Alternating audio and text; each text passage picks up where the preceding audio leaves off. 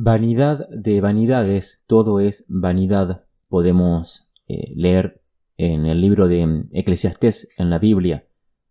En la Biblia de los católicos, cuya única deidad reclama devoción incondicional todo el tiempo, manda diluvios si es desafiado, se considera perfecto, en fin, es vanidoso.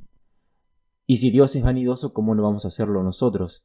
Según los teólogos, es la soberbia, bueno, estamos hablando de la vanidad, pero es la soberbia el principal de los pecados capitales y del que se derivan los otros. Jonathan Edwards, teólogo estadounidense, dijo: recuerda que la soberbia es la peor víbora. Siempre las víboras, las serpientes asociadas al mal, para los católicos. Es la peor víbora que puede haber en el corazón y el mayor perturbador de la paz del alma y de la dulce comunión con Cristo. Fue el primer pecado y está en los cimientos de la casa de Satán. Es el pecado más difícil de arrancar, ya que es el pecado que mejor se esconde. Muy a menudo e inconscientemente entra en la religión bajo el disfraz de falsa humildad. Bueno, más allá de esto de lo bíblico, las serpientes, Satanás, el diablo, dice al final que la soberbia se disfraza de falsa humildad. ¿Y qué es la falsa humildad sino ocultar lo que en realidad se quiere mostrar? Clive Newman, el autor de El Prozac de Séneca, dijo: la humildad nos permite silenciar nuestras virtudes, permitiendo que los demás descubran las suyas. O sea, es un acto. La humildad tiene que ser un acto noble, es decir, me callo, dejo de hablar de mí para que.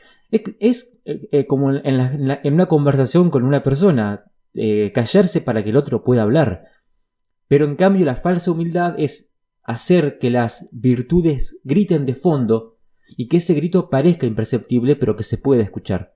Y si pensamos que la vanidad, la soberbia digamos, es un pecado, entonces podemos decir que se trata de un pecado social e incluso hasta podemos decir que está bastante bien aceptado y ponderado.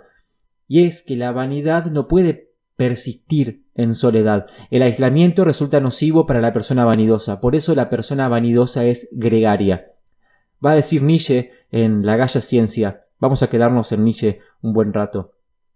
El reproche, dice Nietzsche, de la conciencia, aún el más escrupuloso, resulta débil en comparación con la idea de que esto o aquello va en contra de las buenas costumbres de la sociedad a las que pertenecemos.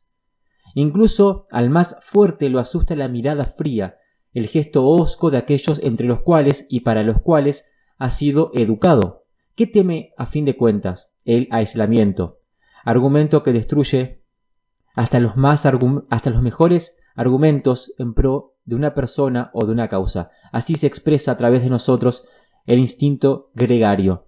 También en el mismo libro, el filósofo alemán va a decir que hay una jerarquización de los valores humanos y que esta clasificación es moral y que por esta moral el individuo se ve arrastrado a ser social. Es decir, según Nietzsche, la moral no es más que el instinto gregario que se da en el individuo.